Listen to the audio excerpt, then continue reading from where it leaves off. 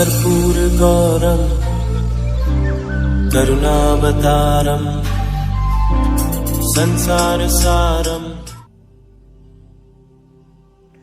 ओम शिवा, जय माता दी। पुनः स्वागत है आप सभी का हमारे बहुत प्यारे से मिथुन राशि के जातक। किसी भी जातक को बड़े हाई लेवल से अगर नीचे गिराना है और बिल्कुल भी नहीं गिरा पा रहे हो, सारे प्रयास जो हैं वह विफल हो गए हैं, तो बस एक ही मार्ग बचता है कि किसी तरीके से उसके आंतरिक मन में, आंतरिक हृदय में एक निराशा का बीज स्थापित कर दीजिए कि आप यह कार्य कर ही नहीं सकते हैं। और अगर वह मान लेगा तो स्वयं का वह पतन करना आरंभ कर देगा, क्योंकि वह उस मार्ग पे कभी चलना ही नहीं चाहेगा, क्योंकि उसको पहले से ही पता है कि ये कार्य तो कर ही नहीं सकता मैं, यानी मेरे अंदर ये सामर्थ्य नहीं है। अच्छा भला जो उसकी परफॉर्मेंस निकल के आ रही थी, कहीं ना कहीं वह प्रभावित होनी शुरू हो जाएगी, क्योंकि उसने संकल्प बना लिया है कि मैं ये चीज़ कर ही नहीं सकता हूँ।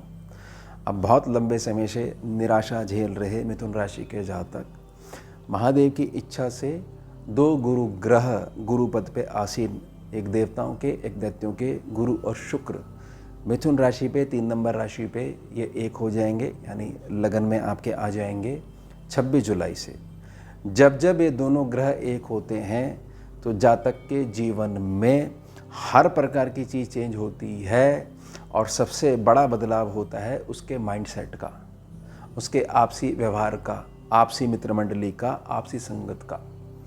यानी कि वही जो चीज़ उसके सम्मुख थी और वो विश्वास उसने कर लिया था कि ये चीज़ अब दुनिया की कोई ताकत बदल नहीं सकती है, इसलिए मैंने प्रयास करने भी छोड़ दिए हैं।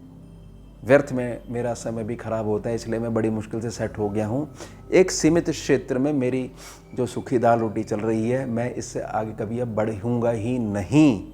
ये केवल माइंड सेट है, यानी अंधकार इतना अधिक प्रभावित हो चुका है कि समझ लीजिए कि कोई भी आशा वाली जो किरण है वहाँ तक नहीं पहुँच पा रही है। इसलिए दोनों गुरु ग्रह एक होते हैं गोचरीय व्यवस्था में।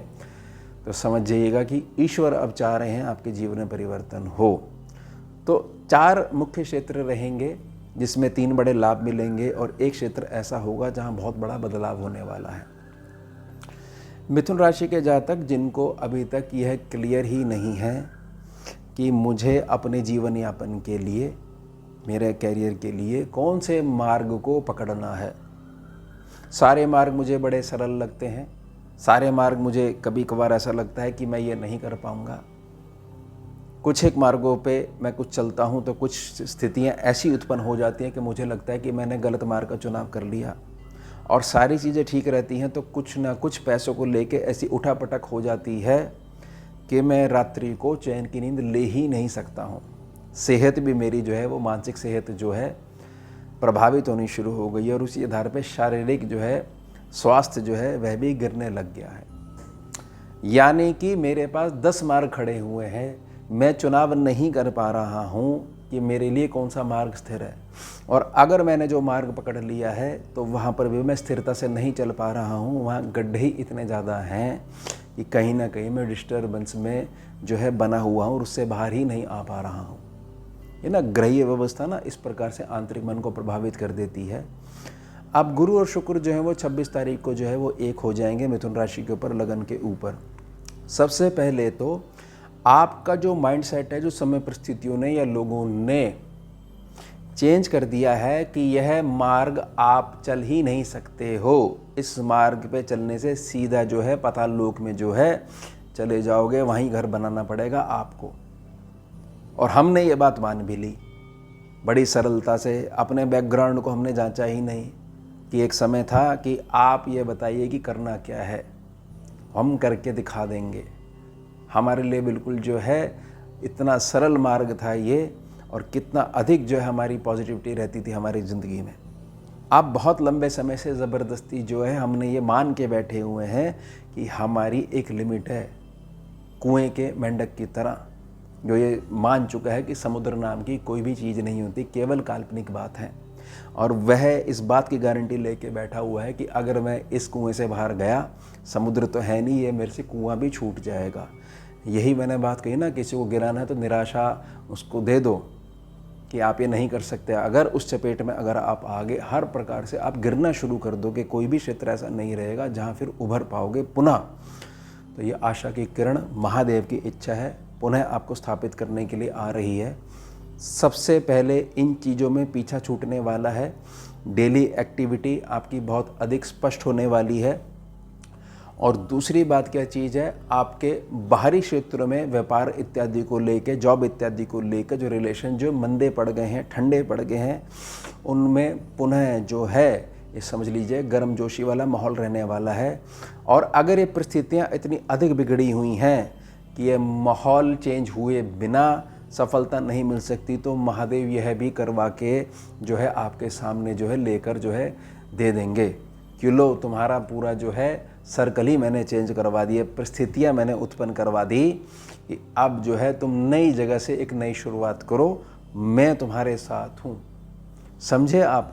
यानी कि इसमें सबसे बड़ा जो खेल होने वाला है, सबसे बड़ी उपलब्धि होने वाली है, वह आपके आंतरिक विश्वास की, आंतरिक संकल्प की, आपके माइंडसेट की होने वाली है।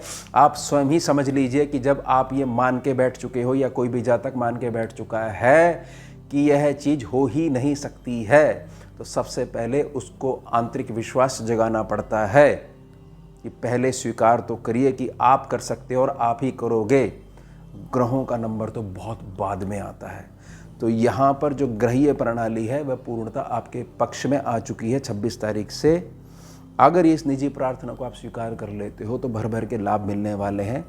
अब जो 3 बड़े क्षेत्र हैं इसमें लाभ ये मिलने वाले हैं। फाइनली जो आंतरिक मन में जो करना चाहते थे, जिसके लिए बने हुए हो, वो नहीं कर पाए क्योंकि समाज का, घर वालों का, मित्र मंडलियों का दबाव था कि यह क्षेत्र में बिल्कुल भी पैसा नहीं है, यह क्षेत्र केवल कंपटीशन से भरा हुआ है।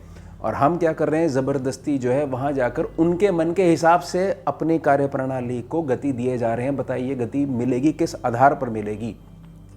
जिस चीज़ के लिए बने हुए हो वहाँ से तो हटाकर किसी अमुक व्यक्ति ने आपको दूसरे क्षेत्र में डाल दिया क्योंकि उसका अनुभव यह कहता है, जबकि आपको ये बहुत अच्छे से पता है कि जिस क्षेत्र में हमारा मन रम गया है वह क्षेत्र हमारे को लाभ देगा ही देगा, क्योंकि हम आंतरिक मन में जो संकल्प है उसकी अग्नि से लगातार जो है उसको सोने की तरह चमकाए जा रहे हैं उस लक्ष्य को।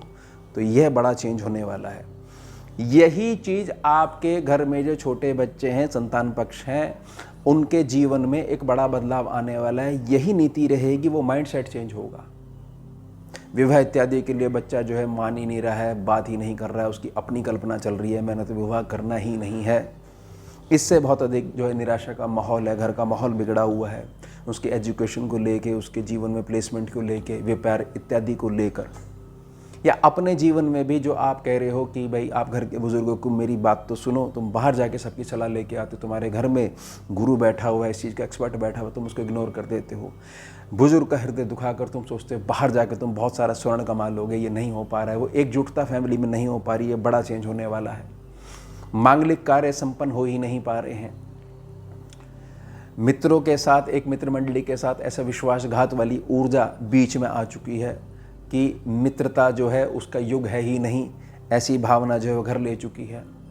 बहुत सारा जो पैसा है अपनों के द्वारा ही जो है मांगने में भी हमारे को बड़ा दुख लगता है, और सम्मुख व्यक्ति बहुत सारे रिश्तेदारी का, आपसी मित्रता का फ़ायदा उठाकर हमारे को गोल गोल घुमाना शुरू कर देता है। और व्यापारिक कुशलता तो हमारी किसी ने अप्रिशिएट आज तक करी ही नहीं है। ये ना माइंडसेट की मैं बात कर रहा हूँ, इन चीज़ों में चेंज होने वाले हैं। और साथ ही साथ एक दो तरफा एक चीज़ हो गई है हमारी कि हम इस तरफ खड़े हुए हैं कि हमारा कोई भाग्य नाम की कोई भी चीज़ नहीं है, और दूसरा तरफ एक है कि ये लोग हैं, इनका भाग्य इतना अधिक अच्छा लिखवा के आए हैं ये, और पूरी इन पे कृपा है, इनके सारे काम कैसे सीधे पड़ जाते हैं, यह भी मानसिकता हमारे को परेशान कर रही है। आपके भी सीधे पड़ेंगे क्योंकि आपका समय चेंज होना शुरू हो गया है। तो ये याद रखिएगा मिथुन राशि के जातक, मिथुन लगन के जातक, मेरी निजी प्रार्थना रहेगी जो मैं वीडियो के शुरू में आपसे प्रार्थना करी है कि अगर निराशा का बीज आकर बैठ गया और अगर हमने इसको स्वीकार कर लिया कि बात बिल्कुल ठीक है, हम तो ये कार्य कर ही नहीं सकते हैं, तो वो बीज वहाँ तक रुकता नहीं है। वो हर क्षेत्र में इस बात की गारंटी आपसे करवा लेता है कि संकल्प लीजिए कि आप कुछ भी नहीं कर सकते हैं। इसी पे जो है उसकी जो है बिजली पानी, खाद पानी चलता है पूरा का पूरा, इसी से वो फलता फूलता है। तो एक आशा की किरण आपके संकल्प को मजबूती देने के लिए 26 जुलाई से आ रही है। आपको हर हाल में उसको स्वीकार करना ही करना है। उसको स्वीकार करने में एक बहुत बड़ा बेस है, वह है आप स्वयं। आपको ये मानना है ऐसा कोई भी कार्य नहीं है जो मैं सिद्ध करके नहीं दिखा सकता हूँ या नहीं दिखा सकती हूँ। ये मेरी निजी प्रार्थना, इसको आप ज़रूर स्वीकार करिएगा। तो ये हो गया हमारा उत्तम विषय। मिलते हैं आपसे अगले भाग में नए विषय के साथ। जुड़िए और जोड़िए। ओम शिवा जय माता। भुजगेन्द्रहारम् कर्पूरगौरं करुणावतारम्